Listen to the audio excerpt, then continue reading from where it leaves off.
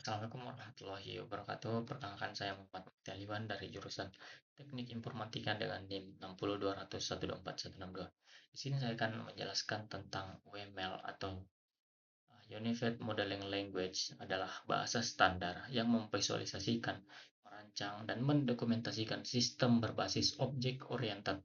UML sendiri berfungsi sebagai blueprint atau cetakan atau rancangan dalam pembuatan perangkat lunak.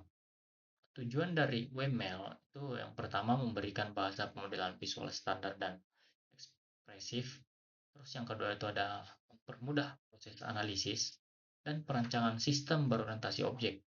Terus yang ketiga itu menjadi blueprint yang jelas secara detail, membantu komunikasi antar pengembang. Terus yang keempat itu digunakan untuk memodelkan bagian aspek sistem dari struktur hingga perilaku. Terus membangun dasar UML terdiri dari tiga komponen utama. Yang pertama itu ada things atau hal-hal pembangun.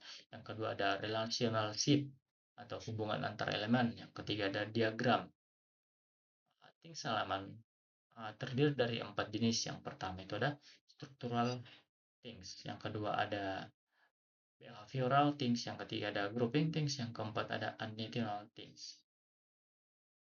Structural things terdiri dari tujuh macam. Yang pertama itu ada class, interface, collaboration, use case, aktivasi kelas, komponen, dan node.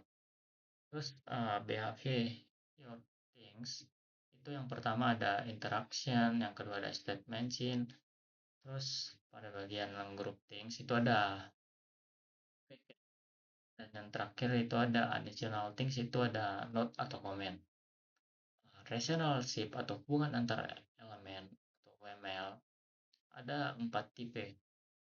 Yang pertama itu dependensi, satu elemen bergabung pada elemen lain.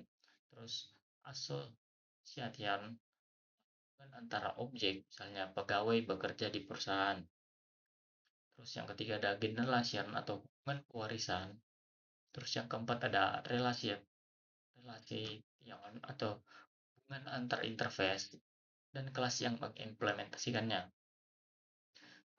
Jenis-jenis diagram itu ada kelas diagram, objek diagram, use case diagram, sequence diagram, collaboration diagram, state chart diagram, terus activity diagram, komponen diagram, deployment diagram.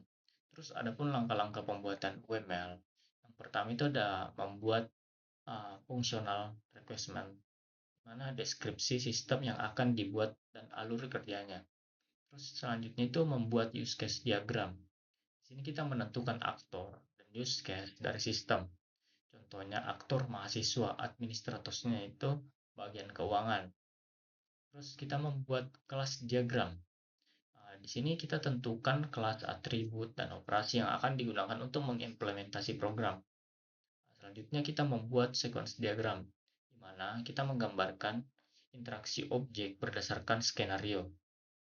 Contoh skenario-nya itu transaksi pembayaran dan mencetak kwitansi. Terus membuat aktivasi kuadrat diagram.